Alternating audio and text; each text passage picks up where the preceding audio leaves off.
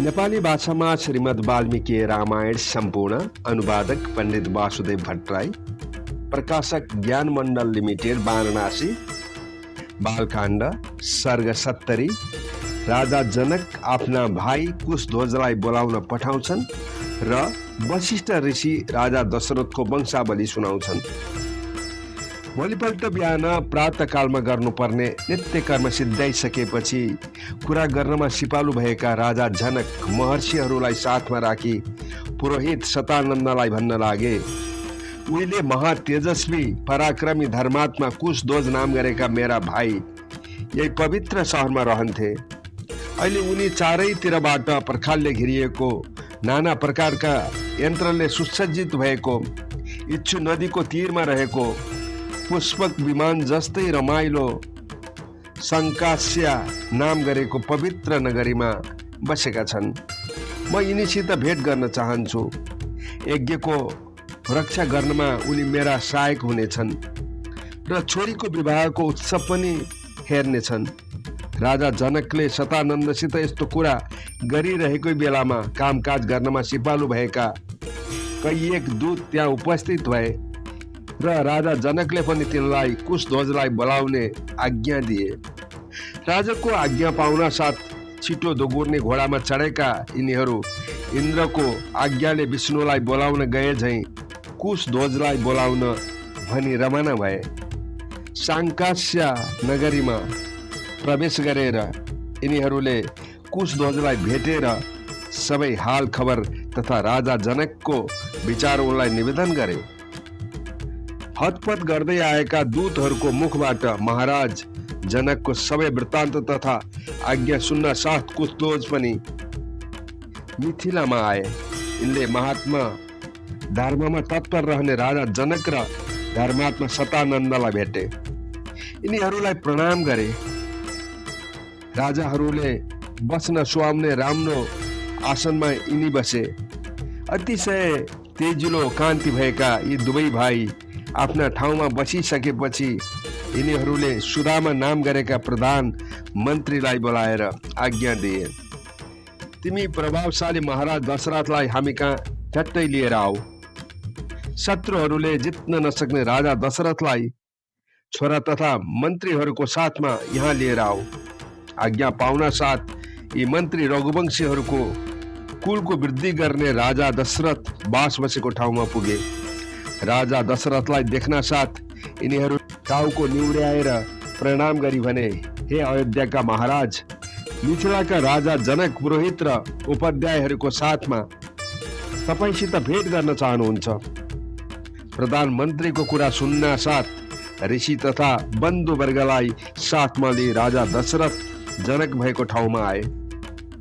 मन्त्री पुरोहित तथा उपाध्यायहरूलाई साथमा लिएर आएका कुरा गर्नमा निपुण भएका राजा दशरथले जनकलाई भने, हे महाराज, भगवान वशिष्ठ इच्छवाको वंशका देवता हुन् भन्ने कुरा तपाईँलाई थाहै होला। यिनैको सम्मति तथा आज्ञाले हाम्रो सबै कामकाज हुन्छ। विश्वामित्र तथा अरू महर्षिहरूसित सल्लाह गरी यिनै धर्मात्मा वशिष्ठले हाम्रो गोत्रावलीको वर्णन गर्नेछन्। यति भनेर राजा दशरथ चुप लागेपछि भगवान वशिष्ठ राजा जनक र यिनका पुरोहितलाई भन्न लागे, भगवान ब्रह्माको जन्म कहिले भएको हो कसैलाई थाहा छैन। यिनी सनातन नित्य र अविनाशी छन्। यिनीबाट मरीचि र मरीचिबाट कश्यप जन्मेका हुन्। कश्यपबाट सूर्य र सूर्यबाट वैवस्त मनु जन्मे। यिनैको नाम प्रजापति भएको हो। मनुबाट इच्छवाकु भए। यिनै इच्छवाकु अयोध्याका पहिला राजा हुन्। इच्छवाकुका छोरा श्रीमान कुची र कुचीका विकुची भए।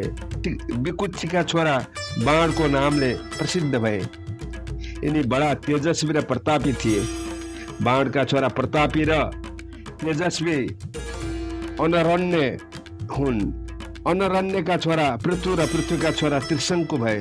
त्रिशङ्कुका महायशस्वी धुन्धुकार नाम गरेका छोरा जन्मे।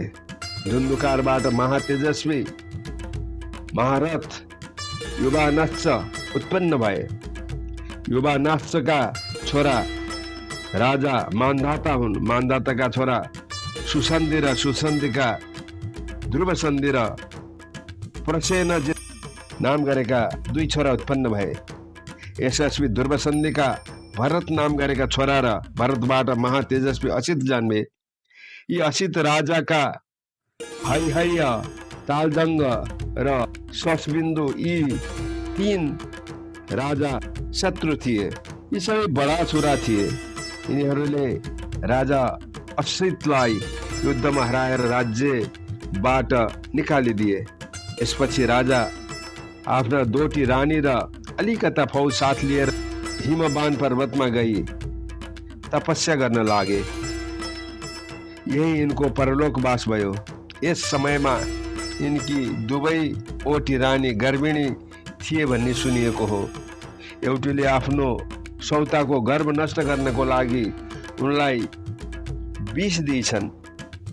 यिनैताका यस रमणीय हिमवान पर्वतमा भार्गवका छोरा च्यवन मुनि तप गरेर बसेका थिए। विष खाने चाहिँ रानी यिनै देवता समानका तेजस्वी महर्षि च्यवन कहाँ पुगिन्। आफ्नो कोखबाट उत्तम छोरो जन्मोस् भन्ने इच्छा भएकी कमलको पात जस्ता आँखा भएका यी कालिन्दी रानी मुनिलाई प्रणाम गरेर त्यहाँ बसिन्। महर्षिले पुत्रोत्पत्तिको कामना राख्ने ती रानीलाई छोरा जन्मिने विषयमा यस प्रकारसँग भने, हे महाभागे, तिम्रो कोखबाट एउटा महाबली, महातपस्वी, महापराक्रमी सुपुत्र विषका साथसाथै झट्टै जन्मनेछ र त्यो बडो राम्रो समेत हुनेछ।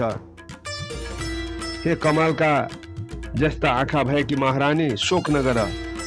ती पतिव्रता राजपुत्री च्यवन मुनिलाई प्रणाम गरेर विदा भइन् र मुनिको आशीर्वादको प्रभावले विधवा अवस्थामा यिनले छोरो जन्माइन्। सौताले गर्भ नष्ट गर्नको लागि विष त खुवाएकी हुन्, तर विषको साथसाथै यिनको छोरो जन्मियो र सगर यसको नाम र सगरबाट असमञ्ज र असमञ्जबाट अंशुमान जन्मे। अंशुमानका छोरा दिलीप र दिलीपका छोरा भगीरथ हुन्। भगीरथका छोरा ककुस्थ र ककुस्थका छोरा रघु भए। रघुका छोरा बडा तेजस्वी र बहुतै उद्धत थिए। यिनी मानिसको मासु खाने राक्षस भए। यिनको नाम कल्मासपाद भयो।